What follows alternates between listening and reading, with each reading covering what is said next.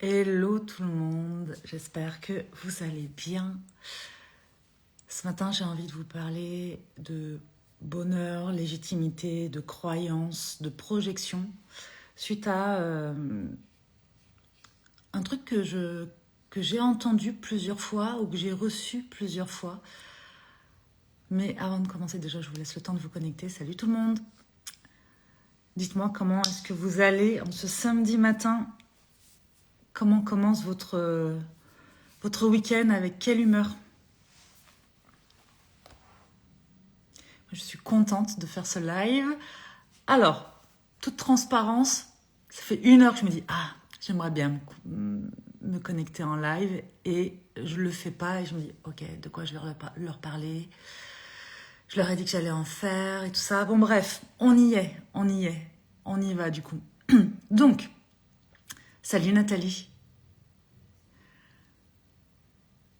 Ces derniers temps, et c'est pas la première fois que je reçois ça m'arrive pas souvent, mais de temps en temps ça m'interpelle. Pression du travail, Nathalie, ça va? Ok. Dites-moi, c'est quoi l'humeur du jour pour vous? Donc je vous disais, parfois il m'arrive de recevoir un message quand je vous partage des doutes, ce que je traverse, comme tout le monde, une angoisse, un moment difficile. À chaque fois enfin pas à chaque fois, mais ça arrive que quand je dis « Ah là, j'ai une angoisse, ah là, je me sens perdue, ah là, je traverse une période difficile », de recevoir un message qui me dit « Ah, bah pourtant avec tous les outils que tu as, ah, bah toi aussi, tu vois, tu vis ça alors que tu partages plein d'outils. » La dernière fois, ça m'est arrivé aussi dans mon entourage plus proche, où on m'a dit « Ah oui, bah tu vois, hein, toi aussi. Hein. » Comme si, comme si soit c'était pas normal, soit ça rassurait, soit... Enfin bon bref, il y a plein d'hypothèses possibles à ce message que j'entends ou que je reçois, qui moi m'interpelle, vraiment. Parce que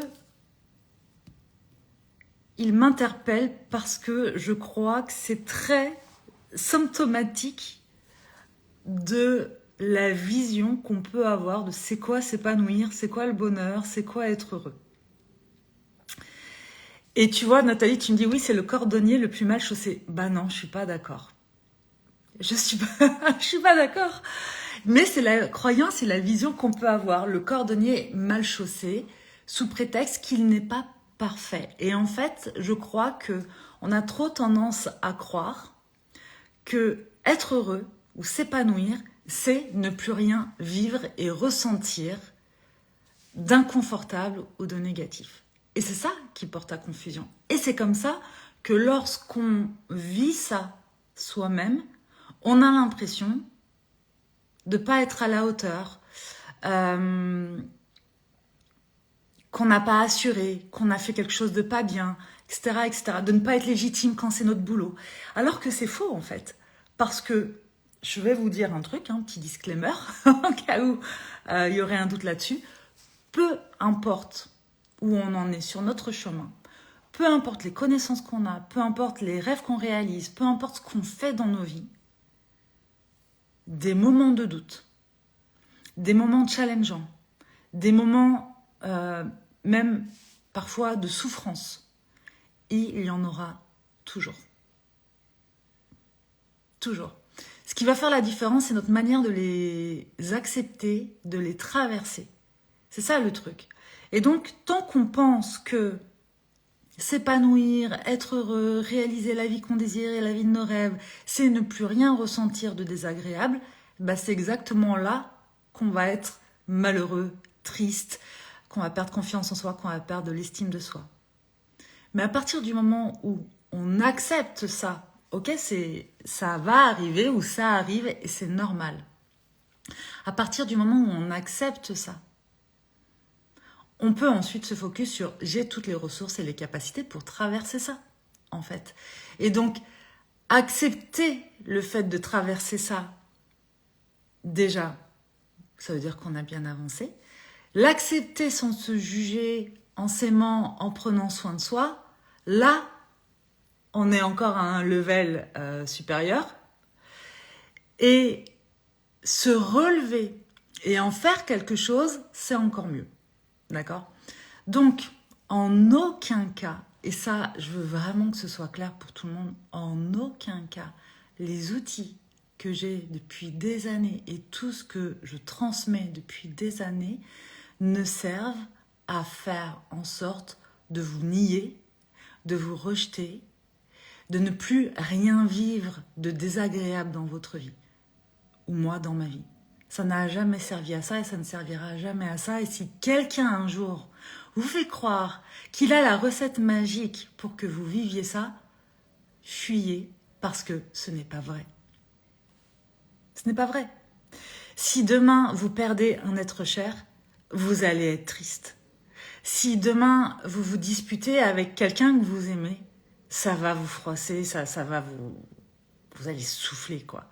Si demain vous sortez de votre zone de confort pour vous mettre en action et réaliser quelque chose qui vous tient très fort à cœur, vous allez avoir peur. C'est comme ça. Est-ce que ça veut dire du coup que vous avez foiré quelque chose? Est-ce que ça veut dire du coup que vos outils ou ce que vous utilisez ne sont pas puissants? Non, pas du tout. Pas du tout. Donc ça, c'est vraiment un truc que j'ai envie de vous transmettre parce que je crois vraiment qu'il y a une confusion. Et encore une fois, alors je ne parle pas de la dépression qui a vraiment un impact psychologique et physique important, mais l'état dépressif, la tristesse de la tristesse, vient du fait qu'on pense parfois que être heureux, c'est ça. Un bonheur, un bien-être, un état de grâce constant. Et du coup, quand ce n'est pas le cas, ça lui est dit, quand ce n'est pas le cas, qu'est-ce qui se passe? On est triste d'être triste. On ne supporte pas cette émotion inconfortable. Et on rentre dans un espèce de cercle de tristesse profonde et donc d'état dépressif avec le temps. Et ça, c'est un poison. C'est ça le poison. Le poison, c'est de croire que le bonheur ou être heureux ou s'épanouir, c'est une course vers un objectif, comme si tout d'un coup il y avait un Graal à trouver et qu'à partir du moment où on aurait trouvé ça, cet état-là, ce truc-là, quand j'aurai ça, enfin, je serai plus heureuse, qu'une fois qu'on aurait ça, ce serait terminé, la vie serait un long fleuve tranquille où on serait un peu anesthésié des choses qu'on n'aurait pas envie de ressentir. Non, c'est pas possible. C'est impossible, les amis. Et le croire, c'est se foutre une balle dans le pied, très clairement. C'est impossible. Ça veut pas dire qu'on est condamné à souffrir. Vous voyez, c'est pas tout l'un ou tout l'autre. En fait, c'est une vie faite de polarité, de contradictions. Et en nous, on a aussi tout ça, ces polarités. La joie, la tristesse, on peut être doux et en même temps punchy, on peut être patient et impatient. En fait, on croit trop que la vie, c'est des ou, qu'une personnalité, c'est des ou, être quelqu'un de bien, c'est ça ou ça, qu'en fait, on devrait choisir entre des parts de nous et celles qui ne nous conviennent pas, on devrait les éliminer. On devrait choisir tout ça pour pouvoir être dans une forme de perfection qui serait un signe extérieur d'épanouissement ou de bonheur, ou de vie heureuse, ou de réussite. C'est faux. La vie, c'est pas une succession de ou, c'est une succession de et. Je suis ça et ça, je peux ressentir ça et ça. Parfois les uns après les autres, et parfois même en même temps. Je ne sais pas si ça vous est déjà arrivé, mais moi, j'ai des jours où je me suis sentie triste pour une raison et en même temps, ça ne m'a pas empêché de vivre un moment agréable, un moment de joie, un moment de bonheur même avec quelqu'un sur la journée où j'ai l'impression de me sentir triste. Cette sensation de, ouais, je suis pas au top. Donc en fait, en nous, on a assez d'espace et assez de richesse pour vivre, ressentir et traverser tout ce qu'on a traversé. Donc, croire, encore une fois, que une vie heureuse serait une vie parfaite et que parfaite voudrait dire Ne plus rien vivre, ne plus avoir d'angoisse, d'anxiété, de stress, ne plus faire d'erreurs, ne plus... Déjà, ça met trop de pression. Ça met trop de pression pour soi et ça te met trop de pression pour la personne sur qui vous avez ces projections-là. En fait, quand ça arrive. Ok ? Parce que moi, les personnes qui m'envoient ces messages-là en me disant ah bah tu vois, toi aussi tu ressens ça malgré tes outils. Ah tiens, c'est étonnant que tu ressentes ça toi aussi malgré ce que tu partages. C'est une projection qui appartient à ces personnes-là, mais que moi, en aucun cas, je désire porter. Je refuse de porter ça. Et je refuse de faire croire ça. En revanche, parce que dans ces cas-là, si c'est ça, ok, je suis pas du tout légitime pour ça. Mais ça tombe bien parce que moi, c'est pas ce que je propose et c'est pas ce que je transmets. En revanche, si on parle d'oser être soi, si on parle de s'épanouir, d'avoir le courage de passer à l'action pour réaliser ses rêves, ce qui nous fait vibrer, de sortir des sentiers battus, de cultiver parfois son esprit rebelle pour s'autoriser soi-même ce qu'on a envie de faire, de s'offrir et tout ça, malgré justement la peur, malgré un passé difficile, malgré une enfance parfois de maltraitance ou même sans parler de maltraitance, ce discours de peu importe d'où tu viens, peu importe ce que tu as vécu, toi aussi, tu peux réaliser ce que tu désires. Toi aussi, tu as des ressources et des capacités. Bah là, je suis 300% légitime parce que en fait, c'est ce que je fais.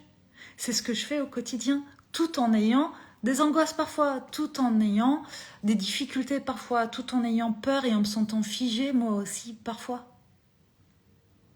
La différence entre le début et aujourd'hui, c'est-à-dire le début où voilà, j'étais une jeune adulte, souvent, je vais dire parfois, souvent dans l'autodestruction, dans des relations toxiques, dans des peurs, dans des très fortes angoisses, dans des dépressions. Je prenais des antidépresseurs qu'on me prescrivait parce que bien sûr c'était plus facile en apparence. Je sortais d'une enfance vraiment empreinte de maltraitance où j'avais été rabaissée, maltraitée, enfin bon, bref. La différence entre ce moment-là et aujourd'hui tel que vous me voyez, c'est pas que je vis plus de ça, c'est pas que j'ai plus de doute, c'est pas que je suis parfaite et ce n'est encore moins que j'ai une vie parfaite. La différence entre tout ça, c'est que j'ai appris à faire avec mes émotions, j'ai appris à m'accepter, à m'aimer, à connaître parfaitement mes ressources et mes capacités et à faire la distinction entre ce que je vis, ce qui me traverse et qui je suis. Tout simplement. C'est que j'ai développé ce courage de faire ce que j'ai envie de faire, même quand tout le monde dans mon entourage me dit c'est pas possible, tu n'y arriveras pas. Ou ce que tu fais, c'est bizarre. Ou ta manière d'être et de penser, elle est étrange parce que elle convient pas. Elle sort du cadre. Elle nous interroge, voire même elle peut nous faire peur parce que nous, on n'est pas comme ça. Ça ne m'a pas freinée et pour le coup, ça ne m'a jamais freinée. Et je peux vous assurer qu'à chaque fois que j'ai voulu faire quelque chose dans ma vie, il y a eu des personnes qui m'ont dit « Waouh, génial !»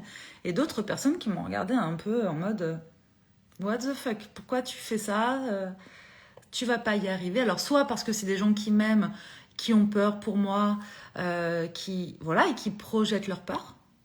Soit ce sont des personnes qui ont un état d'esprit figé et qui pensent que rien n'est possible. Et il y a aussi une troisième catégorie de des personnes qui ont elles-mêmes des envies, des désirs et des rêves, qui ne se permettent jamais de passer à l'action pour ça, et qui, quand vous le faites, se sentent mal et vous en veulent de le faire parce que ça leur renvoie à une certaine forme de culpabilité, d'incapacité, « Ah, je pensais que c'était pas possible, c'est pour ça que moi je le fais pas pour moi, mais si elle le fait, est-ce que ça voudrait dire que c'est possible et que j'ai pas le courage de le faire moi aussi ?» Vous voyez? Donc en fait, ce que vous êtes, ce que vous faites, ce que vous pensez, ce que vous partagez, ça va toujours renvoyer quelque chose à d'autres personnes en fonction de là où ces personnes-là sont, pensent, de leurs croyances et tout ça. Mais en aucun cas, ça parle de vous. Voilà, moi, quand ces personnes-là me disent « Ah, bah pourtant, toi, avec tous les outils que tu as, ou Ah, bah toi aussi, tu vis ça, en fait, ça les rassure », c'est pas de moi dont elles parlent. En revanche, moi, ça me donne une information sur là où elles en sont, sur une de leurs croyances et sur la projection qu'elles ont de moi, sur l'image qu'elles se font ou l'idée qu'elles se font de moi. Alors, il y a toujours des personnes toxiques et des personnes positives dans notre entourage, exactement. Ouais, et puis, en fait, tu sais, des fois, je crois pas que ce soit la personne qui soit toxique, mais plutôt sa façon de penser qui est déjà et en premier lieu toxique vis-à-vis d'elle-même. Et ensuite, après, elle ne fait que te partager sa pensée, clairement. Et donc, si toi, t'es pas au clair avec ce que tu veux, avec ce qui te fait vibrer à l'intérieur, avec qui tu es toi à l'instant T, tu te laisses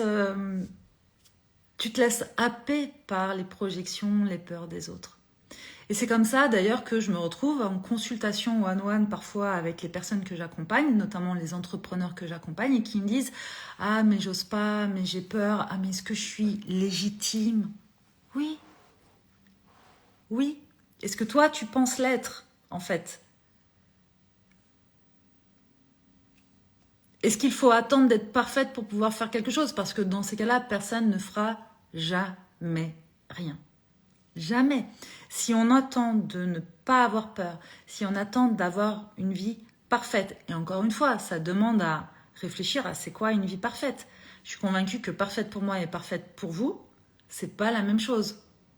Puisque moi, je suis en train de vous dire, en gros, que s'épanouir, c'est savoir naviguer entre les monts et les vallées, les hauts et les bas, les hauts et les creux de vagues, en étant connecté à soi, en continuant de s'aimer, de s'accepter et de prendre soin de soi. Pour moi, c'est ça, s'épanouir, avec en plus le courage de s'honorer et de répondre à ce qui vibre en soi. Ça veut dire quoi? Bah, ça veut dire, tiens, j'ai ça là qui me fait vibrer très fort, je vais me mettre en action, je vais pas attendre une autorisation extérieure, je vais pas attendre que tout le monde valide mon idée, mon projet, mon envie, je vais le faire. Je vais le faire parce que moi j'ai envie de le faire. Et c'est pas grave si je me trompe. Ça c'est encore autre chose, encore un autre sujet. Parce que souvent, on pense, et je pense que c'est en lien avec justement cette idée que la perfection, le bonheur, l'épanouissement, c'est une vie parfaite sans rien de négatif ou d'inconfortable, ou d'erreur, ou d'échec même.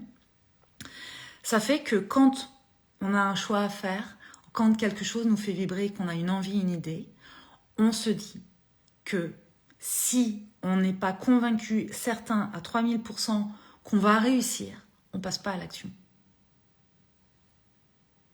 Pareil, réfléchissez à toutes ces choses que vous ne vous permettez jamais, que vous ne faites pas parce que vous avez peur, peur du regard des autres, peur d'échouer, peur que ça fonctionne pas, peur de vous tromper, peur de regretter. Ok, vous avez peur de tout ça, du coup vous restez figé. Est-ce que ça vous épanouit plus? Est-ce que c'est plus confortable? C'est plus rassurant parce que vous restez dans une zone connue, une zone confortable.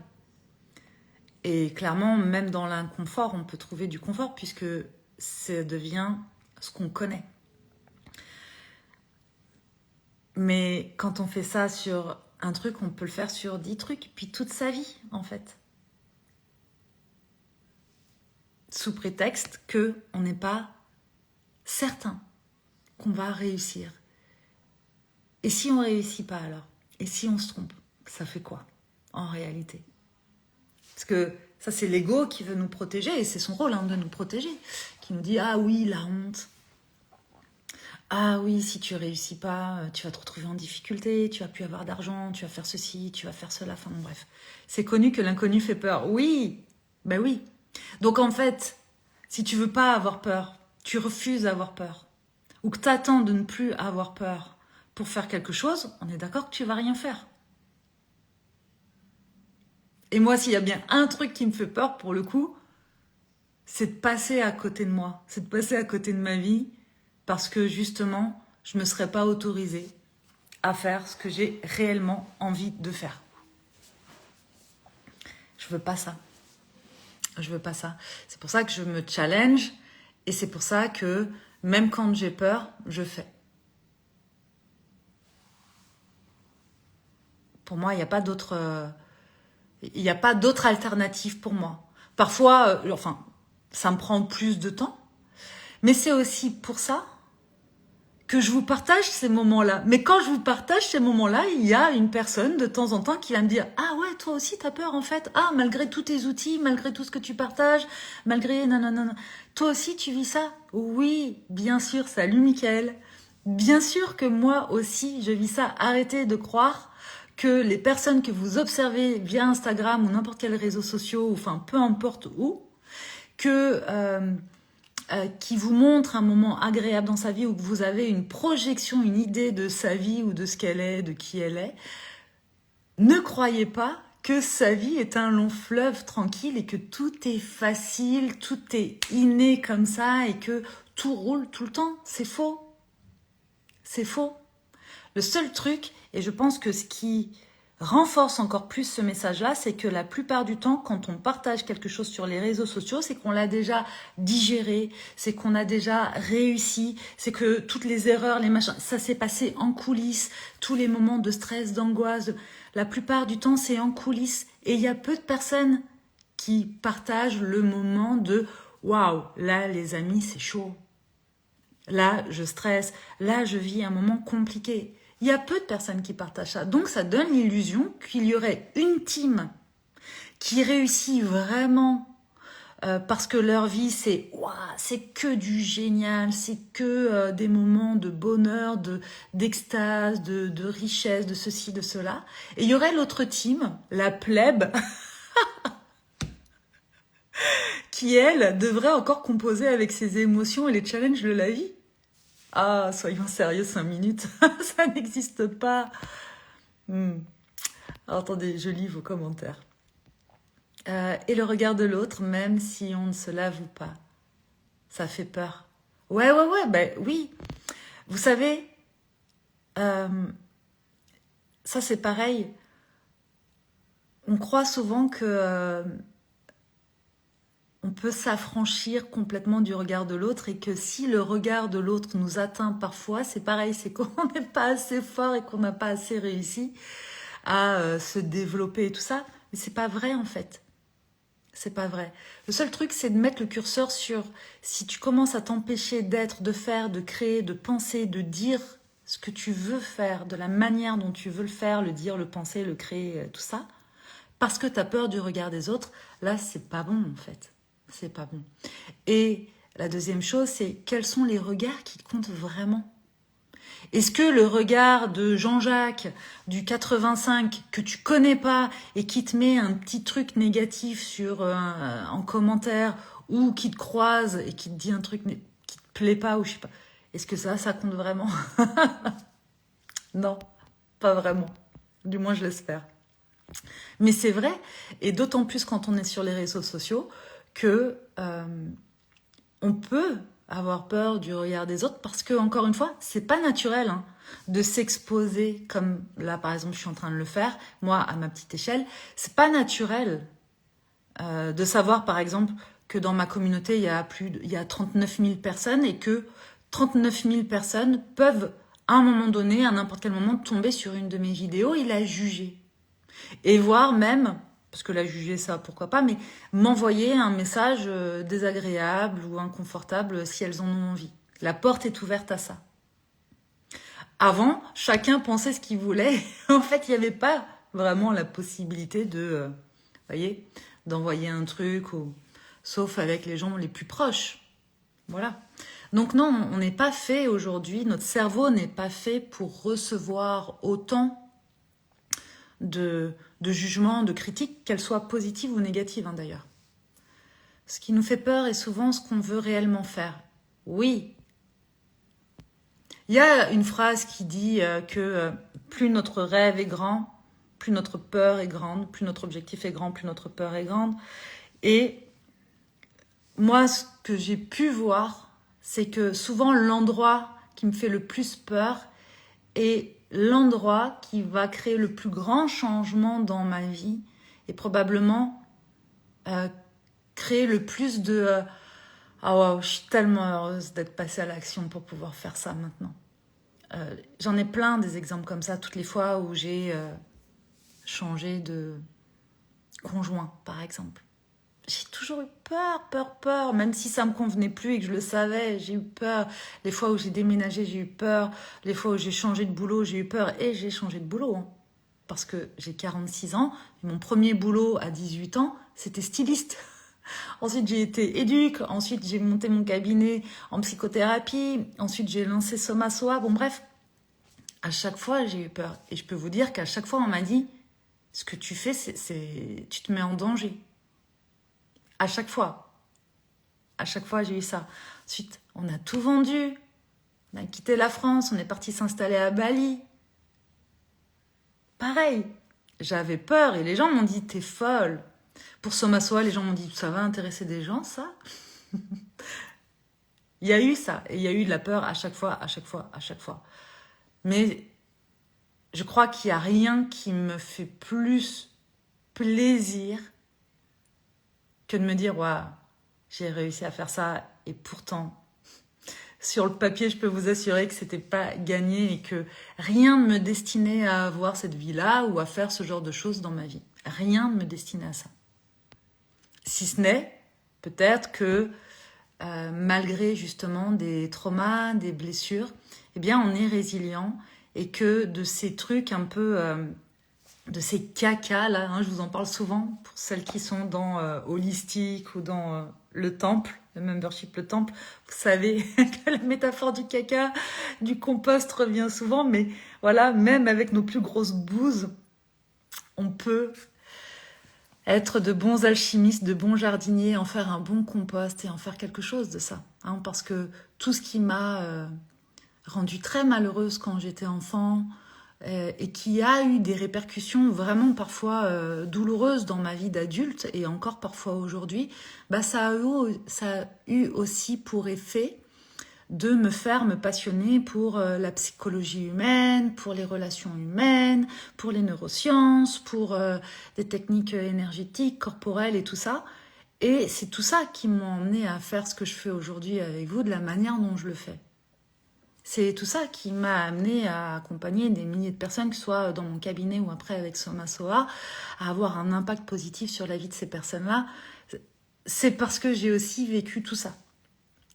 Donc, encore une fois, même sur quelque chose qui semble très douloureux, il y a plusieurs angles de vue et surtout, il y a des choses à faire de ça parfois. Et d'ailleurs, puisque je parle de ça, c'est aussi important de comprendre que on n'a pas besoin d'avoir soigné toutes ces blessures et tous ces traumas pour s'autoriser à faire des choses dans notre vie, pour cultiver des choses qui nous font du bien, pour cultiver plus d'estime de soi, plus de confiance en soi, pour cultiver des relations qui nous font du bien, pour passer à l'action et réaliser ce dont on rêve en fait. Parce que si on attend d'avoir tout réglé, bah parfois, moi par exemple, je me dis que c'est peut-être juste une croyance, mais que j'aurais pas assez d'une vie pour soigner tous les traumatismes que j'ai eus durant mon enfance et ensuite même dans ma vie d'adulte parfois. Cette peur est aussi collective parce que les autres et la société jugent en permanence. Oui, les autres et même nous-mêmes. L'humain est jugeant. Voilà, on a des jugements en lien avec nos croyances. C'est-à-dire que tous, on porte une paire de lunettes. Tous, on passe tout sous un filtre, sous le filtre de nos croyances. Et nos croyances découlent de ce qu'on a vécu, de l'époque à travers laquelle on est né, on grandit, on évolue, des croyances de nos familles, de ce qu'elles nous ont transmis. Et en fait, tant qu'on ne s'affranchit pas de ça, on porte toutes ces croyances-là. Mais même quand on s'affranchit de ça, on construit d'autres croyances qui nous conviennent mieux. Mais des croyances, on en a tous. Et donc tous, on regarde le monde, la vie, les autres à travers le filtre de ces croyances-là. C'est comme ça. C'est comme ça.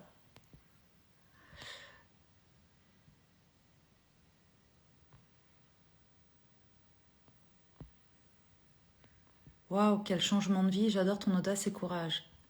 Merci.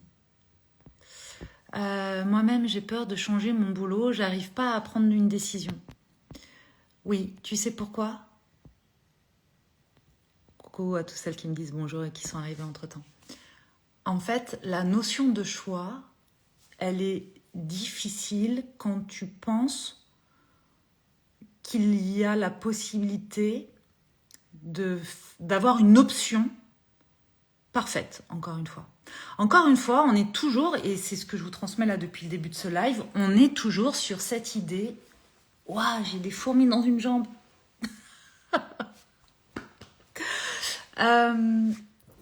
On est toujours avec cette idée, cette croyance, ce fantasme qu'il y aurait un choix à faire ou une option qui ne comprendrait aucun inconvénient, aucun aspect désagréable, inconfortable. Pas de prix à payer. Sauf qu'en fait, si tu restes dans le boulot que t'aimes pas, tu as des avantages et des inconvénients. Si tu changes de boulot, tu vas avoir des avantages et des inconvénients. C'est pour ça que la dernière fois, je vous ai sorti un extrait du temple là en réel sur Instagram où je vous disais, si vous faites une liste de plus ou de moins, c'est de la merde. Bon, alors bien sûr, sur un réel qui dure quelques secondes, même une minute, c'est raccourci et j'y mets pas les formes et je vais pas dans les subtilités. Pourquoi je vous dis que c'est de la merde de faire ça? C'est parce qu'en fait, souvent, on croit que on fait la liste des plus et des moins et ensuite, on compte les plus, on compte les moins et c'est les plus qui ont gagné et donc c'est le choix qu'on doit faire. Et c'est ça qui est faux, c'est là qu'on se leurre. En fait, faire la liste des plus et des moins, ça sert pas à compter qui a gagné, ça sert à être au clair avec c'est quoi les avantages et quels sont les inconvénients du choix que je m'apprête à faire. Et ensuite, c'est d'aller voir qu'est-ce qui correspond le plus à ce que je veux pour moi dans l'avenir. C'est quoi ma grande vision pour moi? C'est quoi ce qui vibre en moi réellement? Et ensuite, est-ce que je peux dealer? Ça veut dire, est-ce que je suis en capacité d'accepter le fait que je vais traverser ces inconvénients-là? Si la réponse est oui, j'y vais et je sais à peu près à quoi je m'attends, même si je ne peux pas tout prévoir. Hein. Et si la réponse est non, je laisse tomber, en fait. Je laisse tomber, je passe mon chemin. Ok? Toute chose, je veux un enfant. Ok, d'accord. Un enfant, il y a des avantages et des inconvénients à avoir un enfant. On est d'accord? Même si on aime notre enfant plus que tout au monde et tout ça, il y a aussi des inconvénients à avoir un enfant. Donc, si tu fais ta liste de plus et de moins, et que tu as plus de moins que de plus, mais qu'en fait, les moins, pour toi, ils sont pas très importants dans le sens où les plus ont plus de valeur pour toi. Fais un enfant. Mais si t'es pas prêt au début à avoir des nuits compliquées, si t'es pas prêt au début, si t'es pas prêt à avoir peur pour un autre être, à te soucier de ça, à avoir une charge mentale supplémentaire, si t'es pas prêt à ça, qu'est-ce qui va se passer? Tu vas être malheureux. Tu vois, ça va pas le faire. Bon, si tu veux changer de boulot, par exemple, un exemple tout simple, tu veux être entrepreneur. Tu vas quitter ton boulot où tu as un salaire qui tombe tous les mois avec un cadre, machin, pour être entrepreneur. Être entrepreneur, tu as des avantages et des inconvénients. Être salarié, tu as des avantages et des inconvénients. Mais qu'est-ce qui correspond le plus à tes valeurs à toi? Qu'est-ce qui correspond le plus à ce qui vibre en toi? Qu'est-ce qui correspond le plus à ta vision pour toi? C'est ça qu'il faut savoir en fait. Et est-ce que tu es capable de faire avec les inconvénients? Par exemple, les inconvénients de l'entrepreneuriat, je les connais, je les vis, mais c'est rien comparé, pour moi, à être salarié dans une entreprise, par exemple. Pour moi. Parce que je chéris tellement ma liberté que je n'ai pas envie que quelqu'un d'autre me dicte quand, quoi, comment, en fait. Et donc, l'inconfort parfois de ah bah tiens, là on traverse une période plus difficile avec l'entreprise, ou de pas avoir une vue parfois, ou d'être challengé, de savoir que si demain je suis malade, bah non, j'ai pas un salaire qui rentre tous les mois. Bah c'est ok pour moi de faire avec tout ça, parce que je m'épanouis en tant qu'entrepreneur, j'aime le fait de créer ce que je veux quand je veux. Avoir fait des erreurs me pose pas de problème, dans le sens où je sais que j'ai grandi de tout ça et que ça m'a enrichi à tous les niveaux. Donc c'est pas un problème. Mais il y a des personnes qui n'ont pas ça. Et donc tout ce discours de être entrepreneur, c'est ça qu'il faut et tout ça, bah moi j'adhère pas non plus à ça, parce que je crois que pour certaines personnes c'est ce qu'il faut et pour d'autres personnes surtout pas. Voilà, on n'a pas tous une âme d'entrepreneur. Entreprendre n'est pas fait pour tout le monde. Et ça veut pas dire que si c'est pas fait pour toi, t'es passé à côté de ta vie. Parce qu'aujourd'hui, pareil, on voit tellement de choses autour de les entrepreneurs. C'est ça le succès, c'est ça la vie géniale et tout. Non. Il y a des personnes qui s'épanouissent très bien. Par exemple, Sébastien est très épanoui en tant que collaborateur. Quand il est dans une entreprise, il a une vraie culture d'entreprise et ça lui convient parfaitement. Lui, il n'a pas du tout envie de créer un business. Quand il a cofondé Somasoa avec moi, c'est parce que moi, je portais ça et je vibre ça et je sais que ça, c'est mon truc. Donc, il l'a fait avec joie, avec plaisir, mais il était plutôt en sous-marin et en tant que collaborateur, il était là avec ok, je mets mes compétences et mes capacités, mon savoir-faire, au service de ta vision. Voilà, comme il pourrait le faire pour n'importe quelle entreprise. Et c'est ok. Alors, ça fait déjà 2 ans que je te suis, tes mots sonnent tellement justes. Je suis ravie, Marine, que ça puisse t'apporter. Je suis ravie que ça puisse t'apporter. Je regarde juste s'il y avait d'autres choses que je voulais vous dire par rapport à ça. Non, je crois pas. Je pense que j'ai fait un peu le tour. Je sais pas, ça fait combien de temps que je suis avec vous en live. Mais j'ai du boulot, même si on est samedi. Donc, je vais m'y remettre. Je suis vraiment contente d'avoir fait ce live avec vous aujourd'hui. Parce que, à chaque fois, je vous le dis, ce sont vraiment les formats que j'apprécie le plus. Et ça serait que moi, je me connecterais en live juste en mode... on ne sait pas forcément ce qu'on va se dire, mais on va trouver, on va papoter, et voilà. Ouais, cette mouche m'embête. Et je le fais pas parce que je me mets toujours un petit peu la pression sur les lives de me dire, faut quand même que je vous apporte de la valeur. Voilà. Je me posais moins de questions quand je faisais des lives tous les jours. Pour celles et ceux qui ont participé à cette période de live tous les jours, je m'étais lancé un gros challenge. Et d'ailleurs, je n'avais pas été au bout de ce challenge parce qu'entre-temps, j'avais été opérée. Enfin bon, bref. Voilà. Mais j'avais quand même bien tenu parce que je crois que j'ai fait près de 200 lives. Donc 200 jours d'affilée. De live tous les jours. Et c'était un vrai rendez-vous. Et du coup, je me posais moins de questions parce que c'était devenu une habitude. Voilà. Ah si, c'est ça aussi. Juste ça.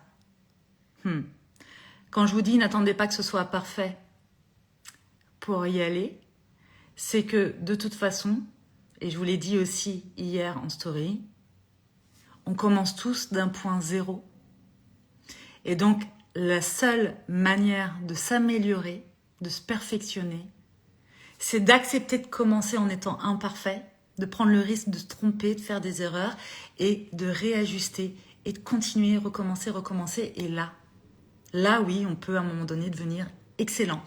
Excellent ne veut pas dire parfait, encore une fois, mais excellent. Voilà. Donc, c'est comme ça pour tout le monde. Même les personnes pour qui vous avez l'impression que waouh, elle est tellement à l'aise. Ah, ça a l'air tellement facile. Je vous le dis parce que souvent, on me dit ça. Ah, ça a l'air facile pour toi de parler. Moi, j'ose pas me montrer, j'ose pas parler, les lives et tout ça. Oui, mais quand j'ai commencé, je bégayais. Je bégayais. Donc voilà. Sébastien vous dit que tous les replays des lives sont dispo en replay sur en podcast, Spotify, Apple Podcast, et ils sont tous aussi sur Substack. Substack, c'est là où on a la lettre. Donc, si vous voulez avoir accès à toutes les anciennes lettres qui ont été envoyés, donc les newsletters. Et si vous voulez avoir accès à tous les podcasts, tous les lives, pardon, format podcast, eh bien vous pouvez aller sur Substack, Spotify, Apple Podcast. Et vous avez tout. Vous allez m'entendre parler en long, en large et en travers de plein de sujets, que ce soit estime de soi, confiance en soi, relations, le regard qu'on porte sur soi, les relations de couple, les relations amicales, familiales, le business, bref. Si vous avez envie de vous faire une petite cure, allez-y. Et sinon, je me dis que dans tous les cas, on va se retrouver en live un peu plus régulièrement. Ça serait chouette parce que moi, ça me fait vibrer. Si vous avez des envies, encore une fois, de sujets à développer, si vous avez des questions, des choses comme ça, eh bien, n'hésitez pas. Alors, quand ce sont des questions hyper pointues, personnelles, dans le sens où en lien avec un gros trauma, il y a des choses où je vais pouvoir répondre, mais parfois en surface, parce que on n'est pas sur une consultation individuelle. D'accord ? Et je ne vais pas faire de la psychologie sauvage comme ça sur des choses ultra importantes. En revanche, je peux vous parler de plein de sujets, donc n'hésitez pas. Au contraire, ça me stimule et j'adore ça, répondre à vos questions. Et j'adore faire des lives, je pense que ça fait 10 fois que je vous le dis, et là c'est juste sur ce live-là. Pour les personnes qui ont envie d'aller un peu plus loin, il y a le programme gratuit. C'est un programme qu'on offre qui s'appelle Déclic. Profitez-en parce qu'on va bientôt le retirer. Donc, si vous voulez profiter de ça, allez voir Déclic. Et si vous avez envie d'aller encore plus loin, eh bien, vous pouvez nous rejoindre dans le membership, le temple. On se retrouve en live chaque mois pour un sujet bien défini. Il y a aussi une forme de coaching en live. Et vous avez accès à plein d'outils, d'hypnose, d'EFT, de méditation, de bains sonores, de plein de choses. Voilà. Et je ne vous parle pas d'holistique parce que même si c'est une putain de formation, en fait, on est en train de la réorganiser pour fusionner Holistic Origin et Holistic Business. Et on va bientôt relancer ça avec des lives puisque j'avais fait une pause de près d'un an, d'un peu plus d'un an maintenant, 1 an et demi sur Holistic, sur les lives holistiques. Voilà, et donc là, ce sera vraiment pour toutes les personnes qui ont un projet là, qui n'osent pas se lancer ou qui sont un peu perdues, qui ne savent plus où elles en sont ou qui en ont marre de ne pas oser. Ouais, avec cette perte de sens et tout ça. Bon, bref, ce sera pour toutes ces personnes-là. On sera ensemble pendant plusieurs mois pour avancer sur vos différents rêves et projets et passer à l'action. Voilà les amis, je vous lis. J'adore, tu es magnifique. Merci beaucoup pour ton énergie. Oh, merci. Je vous fais des pics. Merci à vous pour votre présence. Merci d'avoir été là un samedi matin. Je vous souhaite un magnifique week-end. Prenez soin de vous. Acceptez-vous même quand vous vivez des hauts et des bas. Encore une fois, je reboucle avec le début du live. S'épanouir ne veut pas dire ne plus rien ressentir de désagréable. S'épanouir, être heureux, réaliser la vie qu'on désire, ça veut tout simplement dire être convaincu qu'on peut tout traverser parce qu'on a des ressources et des capacités et s'autoriser à passer à l'action même quand c'est pas parfait. Voilà les amis, je vous embrasse bien fort, je vous dis à très vite.